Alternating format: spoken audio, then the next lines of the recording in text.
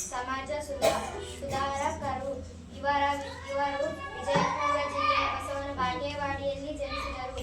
ಇವರ ಆಸ್ಥಾನದಲ್ಲಿ ಭಂಡಾರಿಯಾಗಿ ರಾಜ್ಯದ ಮಹಾದಂಡನಾಯಕರಾಗಿ ಅಂಕಿತದಿಂದ ರಚಿಸಿರುವ ಇವರ ಸಾವಿರಾರು ವಚನಗಳು ದೊರೆತಿವೆ. ಹಾಗೂ ನಾನು ನನ್ನ ಭಾಷಣವನ್ನು ಮುಗಿಸುತ್ತಾ ಬಸವಣ್ಣನ ವಚನವನ್ನು ಹೇಳಲು ಬಯಸುತ್ತೇನೆ. ಕಳಬೇಡ, ಕೊಲಬೇಡ, ಉಸಿಯನ್ನು ಮುಗಿಯಲು ಬೇಡ, ಮುನಿಯಬೇಡ, ಅನ್ನರಿಗೆ ಅಸಹ್ಯ ಪಡಬೇಡ, ತನ್ನ ಬಣಿಸಬೇಡ, ಇದಿರು ಅಳಿಯಲು ಬೇಡ. ಇದೇ ಅಂತರಂಗ ಶುದ್ಧಿ, ಇದೇ ಬಹಿರಂಗ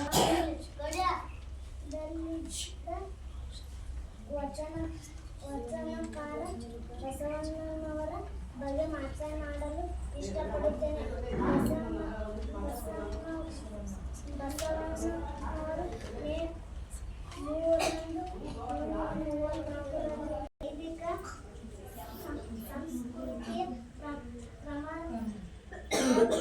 ಆಚರಣೆಗಳ ವಿರೋಧಿಯಾಗಿದ್ದರು. ಇವರ ಅಂಕಿತ ನಾಮ ಕೂಡಲ ಸಂಗಮ ದೇವನಿಷ್ಠರ ಚಿಕ್ಕ ಭಾಷಣ. ಅಂತಕ್ಕಂಥದ್ದು ಏನು, ಯಾವ ಒಂದು ಕಾರಣಕ್ಕಾಗಿ ಸ್ಥಾಪನೆ ಮಾಡಿದ್ರು ಅಂತಕ್ಕಂಥ ಕೆಲವೊಂದು ಉದ್ದೇಶಗಳನ್ನು ಕೂಡ ನಾವಿಲ್ಲಿ ಹೇಳಬೇಕಾಗ್ತದ. ಅಂತ ಒಂದು ಉದ್ದೇಶ ಹೇಳ್ತಕ್ಕಂಥ ಮುಂದಿನ ವಿದ್ಯಾರ್ಥಿನಿ ಪವಿತ್ರ ಪೂಜಾರಿ. ಶುಭಾಶಯಗಳು. ನಾನು ಒಂದು ಅನುಭವ ಮಂಟಪದ ಬಗ್ಗೆ ಒಂದೆರಡು ಮಾತುಗಳನ್ನು ಹೇಳುತ್ತೇನೆ. ವಿಶ್ವದ ಮೊಟ್ಟ ಮೊದಲ ಸಂಸತ್ತು ಶರಣರ ಮಹಾಮನೆ ಎಂದು ಕರೆಯಲ್ಪಡುವ ಅನುಭವ ಮಂಟಪವನ್ನು 12ನೇ ಶತಮಾನದಲ್ಲಿ ವಿಶ್ವಗುರು ಬಸವಣ್ಣವರು ಸ್ಥಾಪಿಸಿದರು.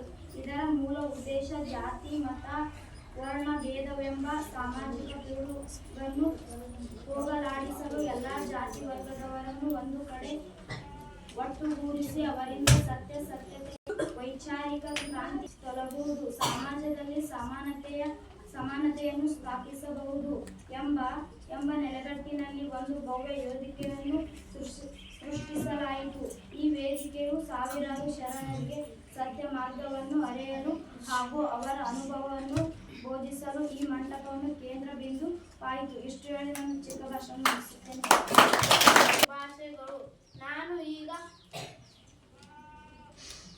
ಶಿವಶರಣೆ ಅಕ್ಕ ಮಹಾದೇವಿ ಅವರ ಸಾರಾಂಶ.